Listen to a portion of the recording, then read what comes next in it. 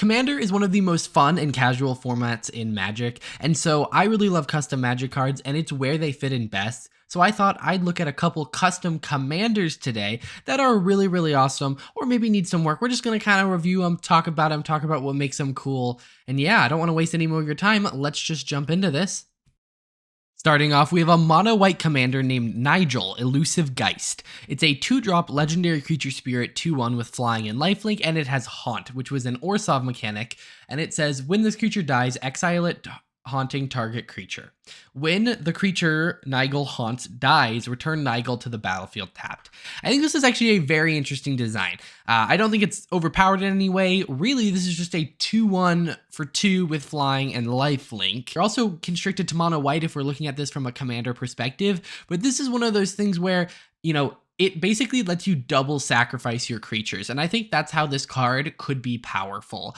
Is essentially your commander is sacrifice fodder, and a lot of the rest of your deck is going to be caring about sacrificing. For example, anytime you're going to go sacrifice any other creature, you first sacrifice Nygel, which then has him exile himself onto another creature. Then you sacrifice that creature that you were originally going to sacrifice, and then Nygel comes back, and you could technically do that as many times. So this essentially doubles up your ability to sacrifice creatures, which I think is actually very sneakily powerful.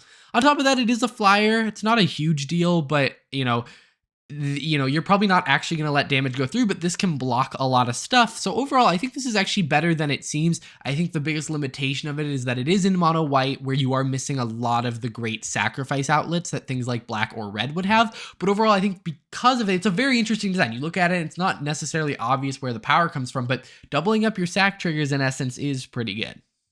All right, next we have a Rakdos commander that I actually think is pretty good. It's Mohg, Lord of Blood. It's a 4-drop red and black legendary creature, human mutant demigod 3/3. And whenever you attack, it doesn't have to be with him, just whenever you attack, each opponent creates a blood token. Then, whenever an opponent sacrifices a blood token, you draw a card.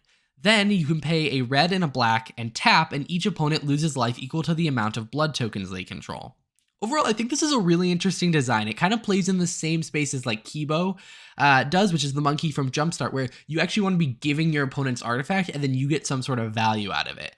Now, personally, I think this is actually a little bit more powerful, but it does have some drawbacks in comparison to something like Kobold. So this is something that really only cares about the blood token aspect. You can't be giving them other tokens, and because the card pool is not really built to give other people blood tokens, there's a lot less to build around. With Kobold, you can build around anything that gives your opponent's artifacts. With Mohg, you really specifically need blood tokens, which does obviously reduce its impact. Now, you can increase attack triggers to increase the amount of blood tokens, and it's this really interesting dynamic where you're giving your opponent these blood tokens and they cannot activate them, and in doing so they're going to lose life from his ability and not be able to rummage. However, on the other hand, they can activate them, but now you're drawing a card, so they are discarding a card and paying mana to draw a card and have you draw a card, which feels really bad. I actually think this is a really interesting dilemma that you put your opponents in. Typically, in terms of power level, when your opponent can make a choice, most of the time they're going to make the choice that is worse for you. So if them taking damage is not a big deal, they're just going to let themselves take damage. But if, you drawing a card isn't a big deal, they're just going to let you draw cards. But I think those are both really good outcomes. You're happy either way. And technically, if you can make blood production big enough, you could be dealing damage and drawing cards. The other interesting thing, it doesn't say whenever an opponent sacrifices a blood token to an ability of a blood token. So if you can make your opponent sacrifice artifacts, you can kind of force that draw card clause. So I think this is overall a very, very interesting card. All right, so similar to our previous commander, we're actually going to add one more color. So this is a Bant legendary creature, Albert the Plane. It's a 1/3 legendary creature human, and it says you have protection from modified creatures. At the beginning of each opponent's upkeep, you may put a vanilla counter on target creature that player controls. Alrighty, so this is kind of an interesting card. So, modified in the sets it's been in, which has really just been Kamigawa Neon Dynasty, was all about, modifying your own creatures. Now, we have definitely seen archetypes where you are purposely putting counters on your opponent's stuff. We saw that with Kroos Contractor or Contract Defense or something from Streets of New Capenna, which kind of encouraged you to put counters on your opponent's creature, which is a really interesting idea. And this kind of plays in that same space where if you can put a counter on something, you are protected from it. Now, I think this is really, really, really overpowered. It is in white, green, and blue, which have the most ability to protect its own stuff. So I feel like a deck with him at the front of it, a bunch of cards that just put counters on everyone's creatures, and then a bunch of like counter spells doesn't sound that fun to play against, which I think is my big gripe with it. But I do really like the idea of punishing your opponent's modified creatures. I just think doing it in such an absolute way really feels bad. If someone's playing a Voltron deck at the table, equipment, auras, and counters mean they can no longer deal damage to you. So this is really, really restrictive in that way, and that is very fitting. But I think for a 2-drop, it's a little bit too powerful. I think every deck has some amount of equipment in it, whether it be Swiftfoot Boots or, just something that incidentally ends up on a creature. This just seems really good. On top of that, every single turn, you get to put a counter on something they control. So they have to be playing more than one creatures per turn to be able to do anything to you, even without other cards in the deck. So I think this just does too much for too little mana, and is in colors that really bolster the archetype. So I think I really like the idea of counters on stuff. I think this could have been a card without the bottom ability and still would have been pretty decent, even if it was, green, blue, white, like a 3-drop, you needed all 3 colors, and it only had the top line. I still think it'd be pretty good, but I would love to see more cards playing around in the space of punishing your opponents for having modified creatures.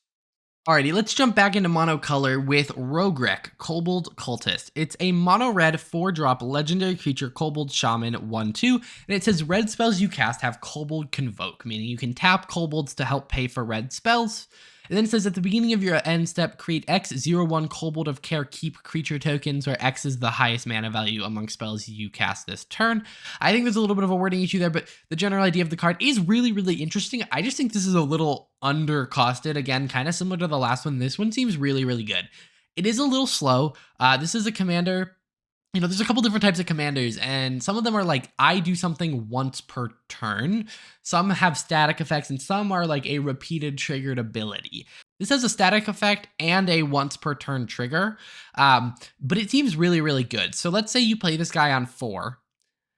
Next turn, you cast something for 5. Say he's the only kobold you have.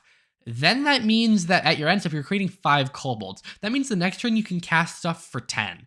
And I think it's not that big of a deal, but I think if you consider the fact that red has X damage spells, this spirals out of control really quickly, and all you need is 1 or 2 end steps. Now, the advantages are it is mono red. Monocolor is not that great in comparison to multicolored cards. That does bring down the power level, at least when we're looking at Commander.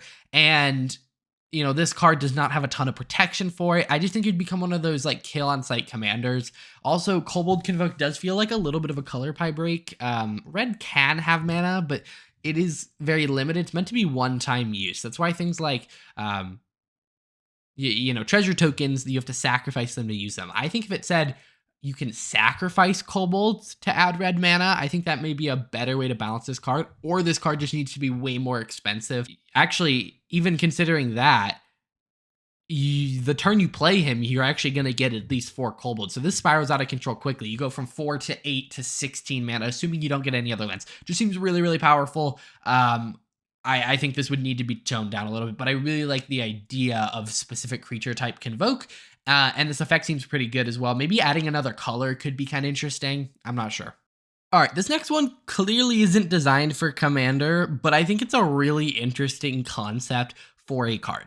So it is a 3/3 with hexproof and indestructible legendary creature zombie blue-black. This seems pretty good on its face, except for the fact that it doesn't have a casting cost. And that does not mean it's free. It means you cannot cast this guy.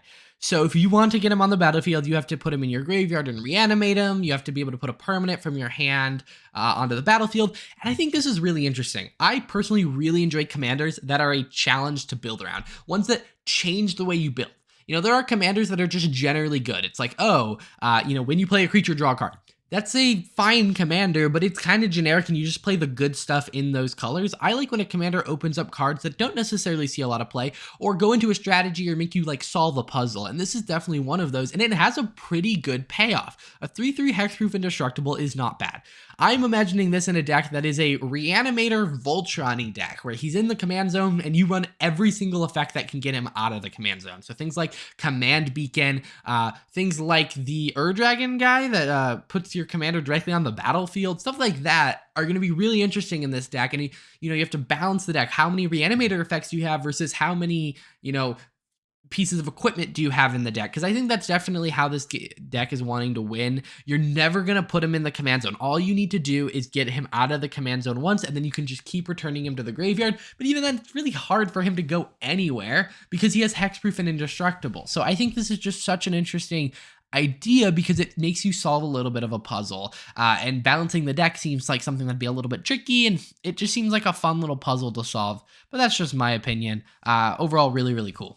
Alrighty, those were 5 really awesome legendary creatures that were custom cards. Again, I really enjoy looking at these things in the context of Commander because it's, an area where you could actually use these. You could go print them out, and as long as you talk with your table beforehand, that is completely something that you can do. And so that's why I think legendary commanders can be so fun. I also think commanders are really cool because you can guaranteed build around them, which means really interesting effects can impact you every single game. Like a really cool non-commander card, you'll see it in your deck. You'll obviously run 4 of it or whatever, but it's not something you can necessarily rely on, versus this is something you can rely on. And so because of that, it makes theory crafting a lot more fun.